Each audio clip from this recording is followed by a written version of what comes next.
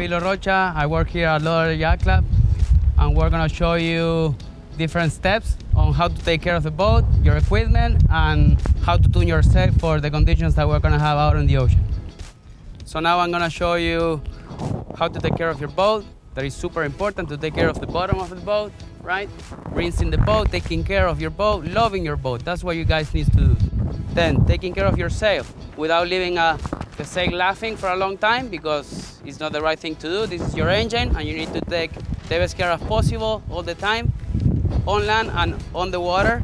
Your blades, keep them in the shade all the time, because it's not right to leave them under the sun. And then the spars, rinsing them off after coming back from sailing, because they get rusty and they're expensive and you need to take really good care of your stuff. Well, we're always working with our sailors and teaching them how to rig the sail for the conditions that we have in different days.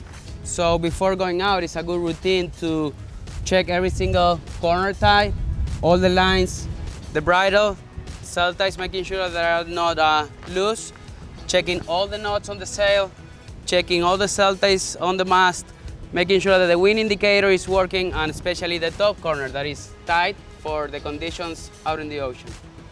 As I said before, this is our engine. The sail is our engine. So before going out, we're gonna already start tuning the sail for the conditions. So it's gonna be super important to give the right amount of tension, especially here on your preventer, that has the control of giving the right tension to the left, to the foot of the sail, and then with the spread, we can work on different tension that we need to put on the sail to power up the sail all the time, because this is competition. This is all about racing, and this is all about going super fast all the time. To give the right amount of tension to the sail, what we need to do is to work on the preventer.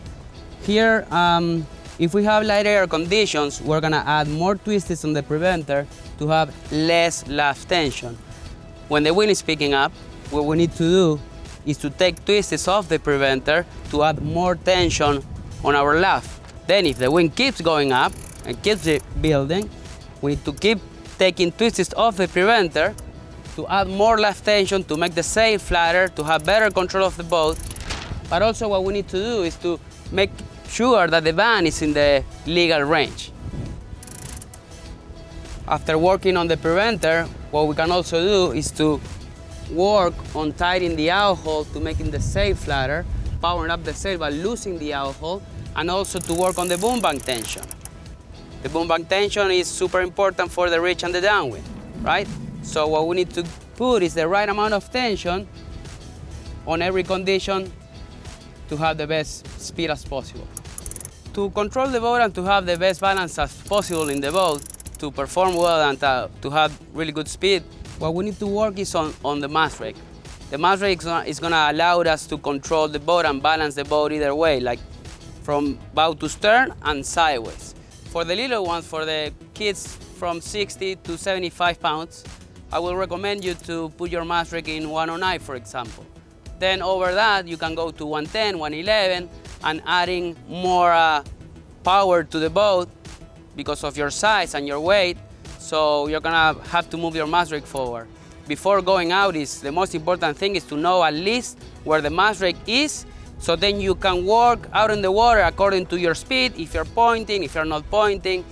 Then according to the sail, it's super important to know that we have one sails, we have Olympic sails, we have North sails, we have J sails, and each sail is different, so you're gonna have to adjust your mast rake according to the sail that you're using for that day. From the beginning of your sailing career, it's super important to know where to sit in the boat and how to sit the right way.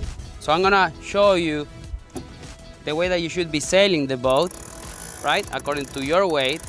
Little kids, they have the range of mistake of going a little bit far back or a little bit forward because they don't make a big difference in the boat. But once that you're turning and you're going over 70 pounds, it's really important to sit in the middle of the boat, always keeping your feet and knees together. Main sheet, well, it depends on you a little bit. You can go forward here, in between in your legs too.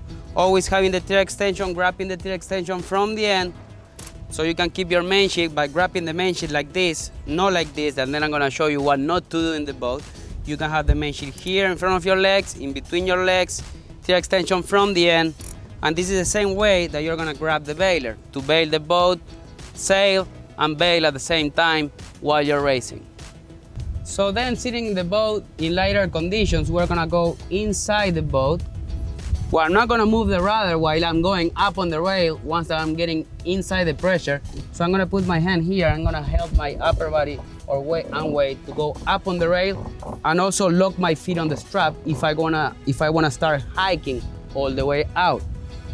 With time in the boat on lighter conditions, you will see that you're gonna be sitting inside the boat, right? But the Opti has a big rudder, so you don't wanna change your course much, and that is gonna slow you down. At the same time that I'm looking at my wind indicator, my telltale, and also having the sail trim well in the right place, I'm gonna go up on the rail without moving the rudder. I'm gonna go up and down